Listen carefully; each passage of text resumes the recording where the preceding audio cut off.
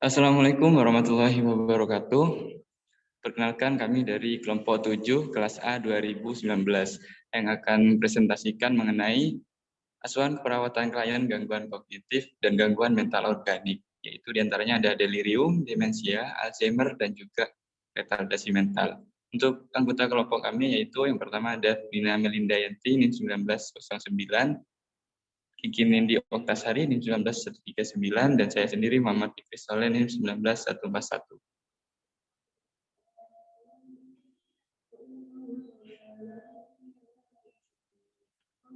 Untuk yang pertama kita akan membahas mengenai definisi.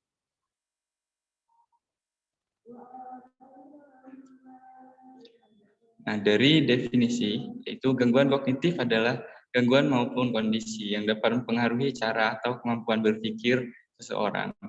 Sedangkan gangguan mental organik atau organic mental disorder, yaitu kondisi di mana adanya kerusakan di otak yang dapat menyebabkan gangguan mental. Gangguan kognitif dan mental organik ini dibagi menjadi beberapa macam, yaitu sebagai berikut. Yang pertama yaitu delirium. Delirium ini adalah keadaan bingung, yaitu kerusakan kognitif yang biasa disebabkan oleh masalah fisiologis. Masalah fisiologis tersebut dapat berupa nyeri yang tidak teratasi, infeksi, ketidakseimbangan elektrolit, adanya tumor, adanya hematoma subdural, anoksia cerebral, hipoglikemia, dan lain-lain. Oke, next. Nah, untuk yang tipe yang kedua yaitu demensia. Demensia ini merupakan penyakit yang dapat mengakibatkan turunnya daya ingat dan cara berpikir seorang. Nah, biasanya ini hampir kita sebut itu seperti pikun begitu. Untuk keadaan ini dapat berpengaruh terhadap gaya hidup, aktivitas sehari-hari, dan juga kemampuan seorang tersebut dalam bersosialisasi. Kemudian yang ketiga ada Alzheimer. Alzheimer ini merupakan gangguan pada sistem saraf manusia. Penyakit ini dapat merusak hipokampus pada otak. Penyebabnya itu kehilangan memori akibat dari serangan tangle dan Q-amyloid secara perlahan sehingga otak kesulitan dalam bentuk ingatan baru. Untuk yang keempat yaitu retardasi mental. Nah, ini merupakan gangguan perkembangan otak dengan ciri khas nilai IQ di bawah rata-rata. Selain itu, dapat ditandai dengan buruknya kemampuan untuk melakukan keterampilan sehari-hari. Nah, retardasi mental ini juga diartikan sebagai gangguan yang ditandai dengan terbatasnya kemampuan akibat gangguan yang bermakna pada intelijensi terukur dan sikap adaptif. Dan retardasi mental ini berkaitan dengan status sosial. Hal ini dapat menyebabkan terjadinya kecacatan atau perubahan. Next.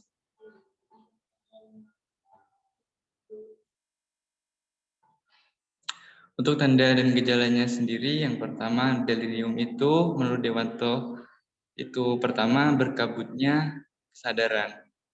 Yang kedua sulit mempertahankan dan mengalihkan perhatian. Yang ketiga adanya ilusi. Yang keempat terjadinya halusinasi, entah itu halusinasi penglihatan, pendengaran ataupun perabaan.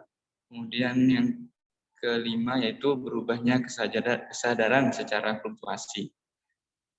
Sedangkan gejala neurologisnya yaitu ada dysarthria, yang kedua ada terjadinya kelainan motorik, ada tremor dan juga disfasia. Next. Untuk demensia sendiri gejalanya biasanya berupa terjadinya penurunan memori atau daya ingat dan berubahnya cara berpikir seseorang. Dengan adanya perubahan ini dapat berdampak juga pada cara berbicara dan juga perubahan perilaku. Nah, gejala demensia ini akan semakin memburuk dari waktu ke waktu apabila tidak ditangani dengan tepat. Untuk Alzheimer, gejalanya ada minat dan inisiatif itu menjadi hilang. Yang kedua, gangguan daya ingat juga. Kemudian pola pikir abstrak menjadi terganggu, sulit melakukan aktivitas sederhana, sulit berbicara, kesulitan menghitung, disorientasi tempat ataupun waktu dan sebagainya, dan penampilan menjadi buruk. Next. Ya, untuk tanda dan gejala retardasi mental menurut Willy, yaitu memburuknya daya ingat, sulit mengendalikan emosi, penalaran memburuk, lambat mempelajari hal penting, mudah marah, dan juga daya ingatnya yang menurun.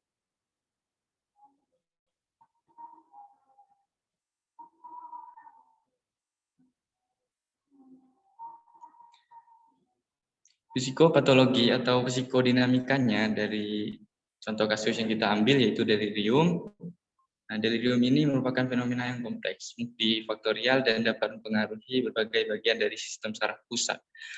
Hipotesis terbaru menunjukkan adanya defisiensi jalur kolinergik, yang merupakan salah satu faktor dari penyebab delirium. Pada pasien geriatrik, delirium ini berhubungan dengan perpanjangan waktu di rumah sakit, adanya peningkatan mortalitas dan peningkatan akan beban biaya pengobatan akibat perawatan yang lama. Penyebab yang biasanya mendasari terjadinya delirium bersifat reversibel. Delirium ini memiliki 3 bentuk. Di antaranya yang pertama ada tipe hiperaktif. Nah, delirium hiperaktif ini merupakan salah satu yang paling sering terjadi. Pasien akan mengalami agitasi, psikosis, abilitas mood, penolakan terapi medis, dan tindakan lainnya. Dan kadang juga dibutuhkan pengawasan oleh perawat dikarenakan pasien mungkin akan mencabut selang infus atau kateter dan mencoba kabur dari tempat tidur.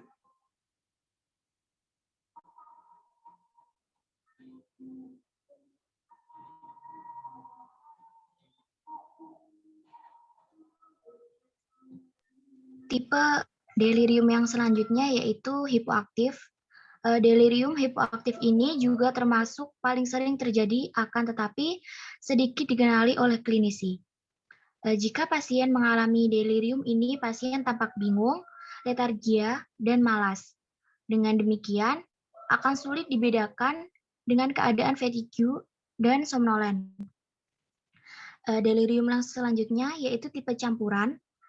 Delirium dengan tipe campuran ini merupakan suatu gabungan dari tipe hiperaktif dan hipoaktif, di mana pasien akan mengalami gejala dan penyebab dari kedua tipe tersebut, sehingga pasien akan mengalami suatu mental yang sangat berat. Next. Yang selanjutnya ada asuhan keperawatan. Contoh kasus yang kita pilih yaitu seorang pasien laki-laki berusia 75 tahun datang dengan keluhan perubahan kesadaran yang disadari keluarga sejak 2 hari sebelum masuk rumah sakit. Pasien terkadang dapat kontak dengan keluarga, namun pasien lebih banyak tampak mengantuk. Pasien juga memiliki riwayat diabetes mellitus tipe 2, hipertensi, dan stroke yang diketahui sejak tahun 2015. Pasien telah mengalami 3 kali stroke berulang. Kelopak mata kanan pasien melemah dan tidak bisa menutup sejak 5 tahun terakhir, sehingga mata kanan menjadi kering dan kemerahan.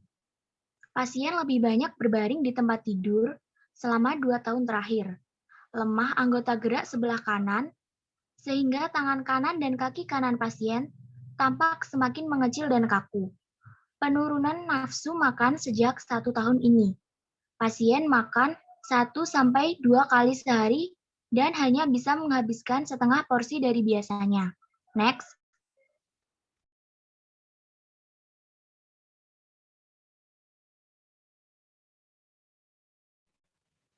Lanjutan dari contoh kasusnya, pasien juga mengalami demam sejak 1 minggu sebelum masuk rumah sakit, batuk sejak 5 hari sebelum masuk rumah sakit, dan sesak nafas 3 hari sebelum masuk rumah sakit. Pada riwayat pengobatan sebelumnya, diketahui pasien pasca rawat di rumah sakit swasta dengan diagnosis recurrent stroke. Pasien diizinkan pulang, namun pasca rawat pasien mengalami perburukan dan kemudian dirawat di rumah RSUP Dr. M. Jamil Padang. Pada pemeriksaan fisik, ditemukan kesadaran somnolen, tampak sakit berat, tekanan darah 160/90 mmHg, nadi 80 kali per menit, frekuensi nafas 23 kali per menit, dan suhu 37,8 derajat Celcius. Pada pasien, ditemukan injeksi konjungtiva atau OD, injeksi siliar atau OD, lagoflatamus, dan moderat NPDP. Pada pemeriksaan paru, didapatkan rongki basah halus nyaring di kedua lapangan paru. Pemeriksaan ekstermitas menunjukkan hemipares dextra. Activity daily living atau ADL, Bartel pasien tergolong pada ketergantungan total. Skor Geriatric Depression Scale dan Abbreviated Mental Test pasien sukar dinilai. Hasil pemeriksaan mini nutritional assessment pasien termasuk kategori malnutrisi. Pengkajian risiko ulcus decubitus atau skala Norton pada pasien yaitu dengan peningkatan risiko ulcus decubitus sebesar 50 kali. Status frailty pasien yaitu dengan akumulasi defisit sebesar 0,65 dengan interpretasi nilai frail. Skor CURB 65 dengan risiko mortalitas dalam 30 hari sebesar 6,8%. Next.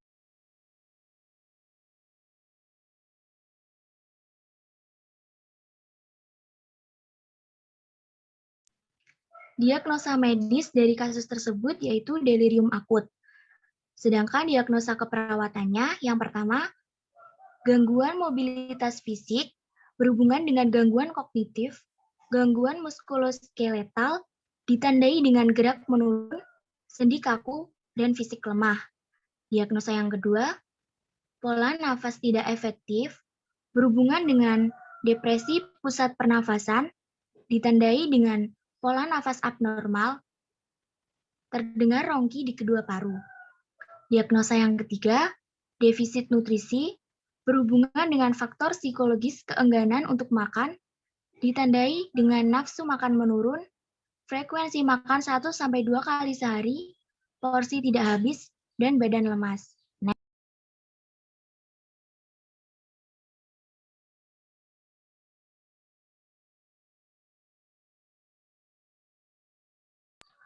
Penata laksanaan medis dari kasus tersebut, yang pertama ada terapi non-farmakologis. Dari terapi non-farmakologis ini, yang dapat dilakukan yaitu yang pertama, melakukan reorientasi sederhana dengan bercerita, jam, kalender, atau foto keluarga. Lalu yang kedua, dapat mengajak keluarga pasien untuk membantu menenangkan pasien. Yang ketiga, dengan memperbaiki kualitas tidur klien. Lalu yang keempat, selalu menciptakan suasana yang nyaman dan tenang. Dan yang terakhir, tidak membiarkan pasien atau klien sendirian. Sedangkan penata laksanaan medis yang kedua yaitu dengan terapi farmakologis. Yang pertama, dengan pemberian antipsikotik. Golongan antipsikotik dapat meringankan gejala delirium ini. Jenis yang biasa dipakai yaitu yang pertama ada haloperidol dosis tinggi dengan lebih dari 4,5 mg per hari. Lalu yang kedua ada haloperidol dosis rendah 0,5 sampai 1 mg, dapat diulang 1-2 jam sesuai kebutuhan. Ini diberikan secara oral, intramuskular, atau intravena. Lalu yang ketiga ada antipsikotik generasi kedua seperti risperidon, olanzapin, dan quetiapin.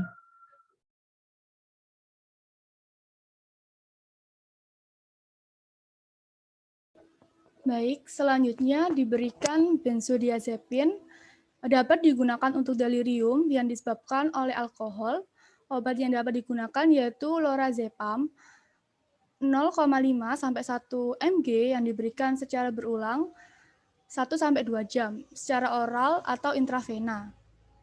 Kemudian pemberian antikolinesterase dan yang terakhir yaitu obat lainnya. Contoh obat lain yang dapat digunakan adalah Ramelteon 8 mg secara oral dengan waktu 30 menit sebelum tidur.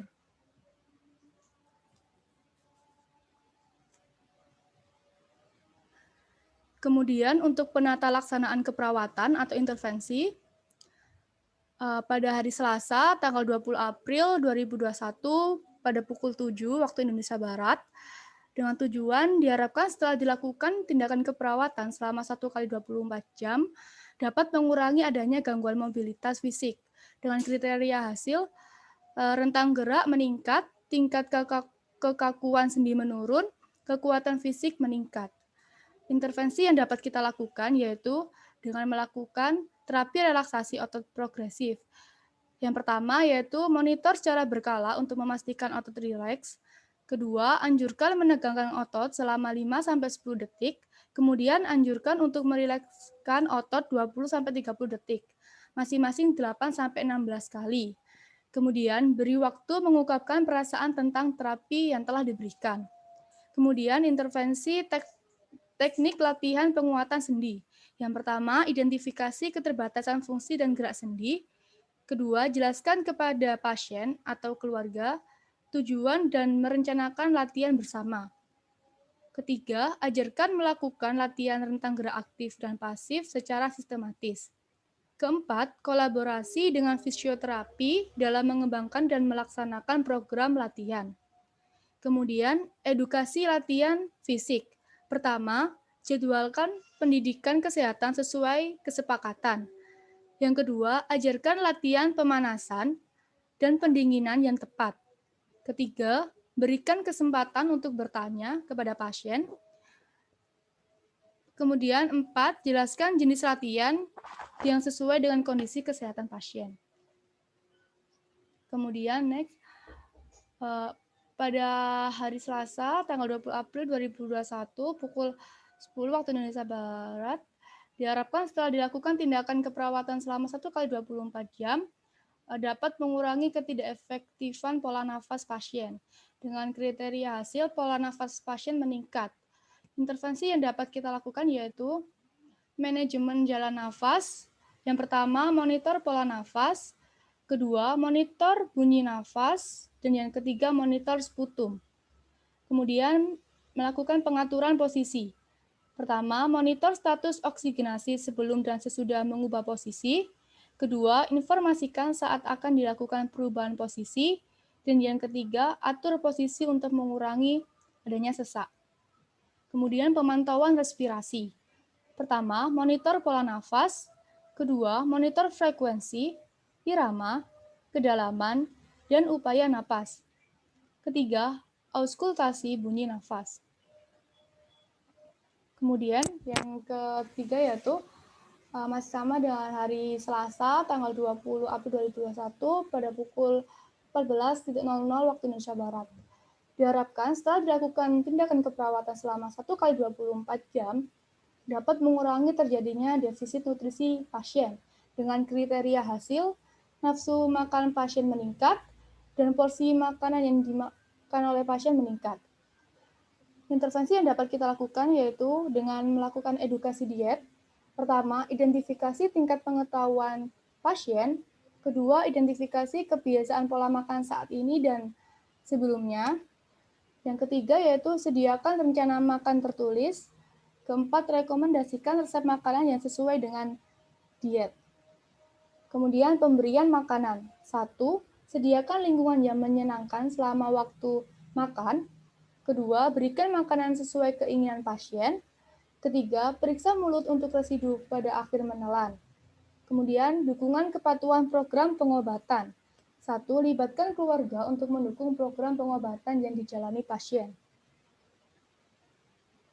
Kesimpulannya yaitu gangguan kognitif dan juga gangguan mental organik meliputi delirium, demensia, retardasi mental, dan Alzheimer merupakan gangguan atau keabnormalan yang tidak bisa diremehkan atau dianggap sepele.